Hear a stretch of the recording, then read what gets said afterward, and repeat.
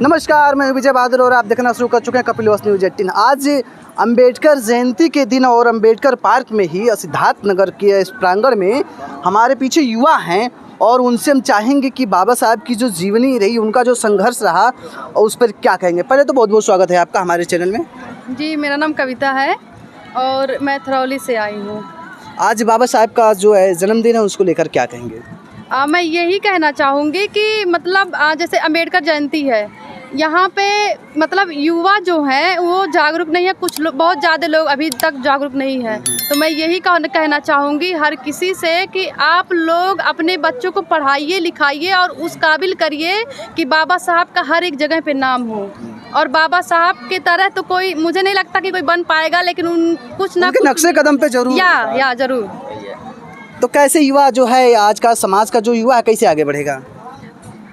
मुझे तो लगता है कि मतलब हमें कि पढ़ाई करना पड़ेगा, उसके लिए हमें उसके काबिल बनाना पड़ेगा। कहते हैं जो मानव साहब का जो कैडर था वो गांव-गांव निकल करके, साइकिल से निकल करके, कभी कभी वो चला करते थे, उनकी जेब में पंचर बनवाने के लिए पैसा नहीं हुआ करता, तब उस ज़माने में कैडर हुआ करता था। लेकिन आज के ज़माने में क्या वो कैडर है यहाँ पे। एक्चुअली मुझे नहीं लगता कि ऐसा कुछ है। कि युवाओं को क्या कहना चाहती हैं आप। मैं यही कहना चाहूँगी, देखिए आप पैदल जाइए पढ़ने, पैदल जाइए। मैं सिद्धार्थ यूनिवर्सिटी में पढ़ती हूँ और मैं डेली अप डाउन करती हूँ टैक्सी से। और एक्चुअली मतलब लाइफ में कुछ करना है ना हमें, तो उसके लिए मैं यही कहूँगी हर किसी से कि देखिए पढ़ाई के लिए कोई ज़रूरी नहीं है कि आप कार से जाएं। सबसे ज़्यादा पाखंड अगर कहा जाए तो महिला ही करती हैं। एक महिला है, आपको थोप नहीं रहे हैं, लेकिन ये कहा यह जाए कि सबसे ज़्यादा समाज में अगर पाखंड किसी ने पाल रखा तो महिलाएं हैं। कहा जाए, अभी मैंने देखा यहाँ डांस हो रहा था, बच्चियाँ डांस कर रही थी बाबा साहब के गाने पे, लेकिन जितनी भी बच्चियाँ डांस कर रही थी कहीं ना कहीं उनके सारे बच्चियों के पैर में काला धागा बंधा था। तो अगर वो दबी हुई हैं, एक व्यवस्था का कहीं ना कहीं कुप्रथा का शिकार है, तो कैसे वो जागरूक होंगी।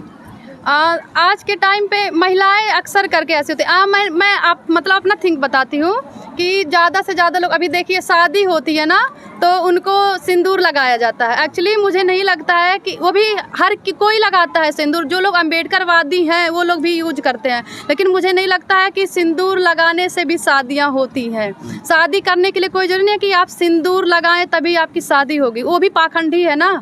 तो मैं कहूँगी कि मतलब कहीं ना कहीं वो भी हटाया जाए। अगर कहीं आप ऐसे कह देंगे कि सिंदूर ना लगाएं तो शादी, आपको वहाँ से भगा दिया जाएगा उस शादी सर, वो मतलब मुझे लगता है कि ये चीज़ें गलत है। देखिए कोई सिंदूर लगाने से कोई जरूरी नहीं है कि उसकी शादी हो रही है। अच्छा, लोग जानते हैं लेकिन मानते नहीं है। बाबा साहब को, उनके विचारों को जानते हैं लेकिन मानते नहीं है। बट वो पाखंड है।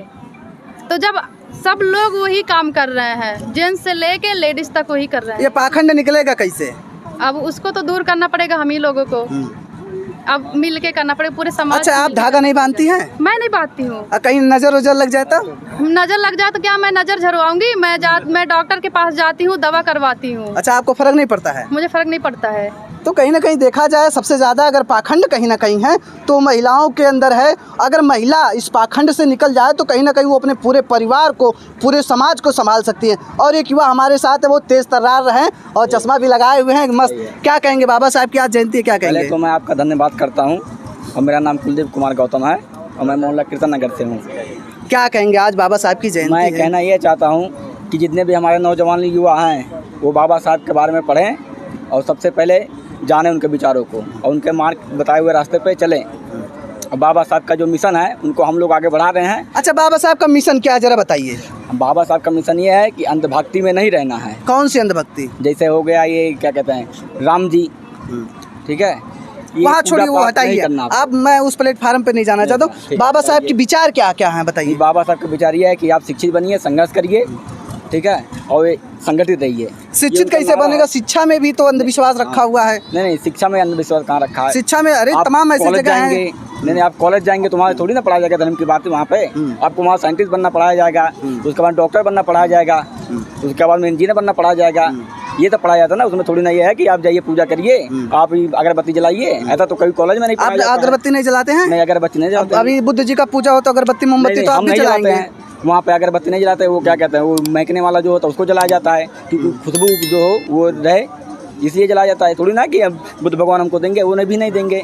अपने दम पे करना पड़ता है सब चीज़। लोग खुद तो करना बुद्ध की पड़ेगा। बात करते हैं, बाबा साहब की बात करते हम भी हैं, वो करते खुद हैं। अगरबत्ती मोमबत्ती जलाते हैं। नहीं ऐसा ही बात पूजा वो नहीं है। खुद करते हैं। पूजा दूसरी चीज होती है, वो अगरबत्ती खुशबू के लिए जलाया जाता है ना वहाँ पे, कि भाई थोड़ा माहौल अच्छा रहे। ऐसा थोड़ी ना कि वहाँ बुद्ध भगवान से हम अगरबत्ती जला के कुछ मांगेंगे तो थोड़ी ना दे देंगे। देश के युवाओं से क्या कहेंगे? देश की युवाओं से यही कहना चाहते हैं कि आप संघर्ष करिए, पढ़ाई लिखाई करिए और शिक्षित बनिए। और यहाँ शिक्षा भी महंगा हो जा रहा है, कैसे पढ़ेंगे हाँ, लोग? तो ये जो सरकार की जिम्मेदारी है कि ये जो शिक्षा है वो आप फ्री करिए। जैसे कहीं बाबा साहब बताए। आप पढ़ाई भी करते होंगे ना? जी हाँ, पढ़ाई किए हैं। छोटे बच्चों को पढ़ाते हैं आप अपने दम पे? नहीं, अभी पढ़ाते नहीं हैं हम, लेकिन उनको समझाने का काम करते हैं कि कैसे पढ़ाई लिखाई करना जरूरी है। कैडर जिसे मनोहर साहब चला रहे थे वैसे हम लोग चलाते हैं कैडर। कैडर चलाते हैं? जी हाँ, जाते हैं गांव-गांव? गांव-गांव जाते हैं। तो कहीं ना कहीं युवाओं को अभी कैडर की ज़रूरत है, क्योंकि जब तक कैडर नहीं रहेगा युवा आगे नहीं बढ़ पाएंगे। क्योंकि कहा जाता ये है कि जिस समाज का युवा जिधर मुड़ जाए पूरा कारवां जो है उधर मुड़ जाता है। तो ऐसी तमाम खबरों को देखने के लिए बने रहें कपिल न्यूज़ 10 के साथ। तब तक फिर मिलेंगे। जय हिंद, जय भारत।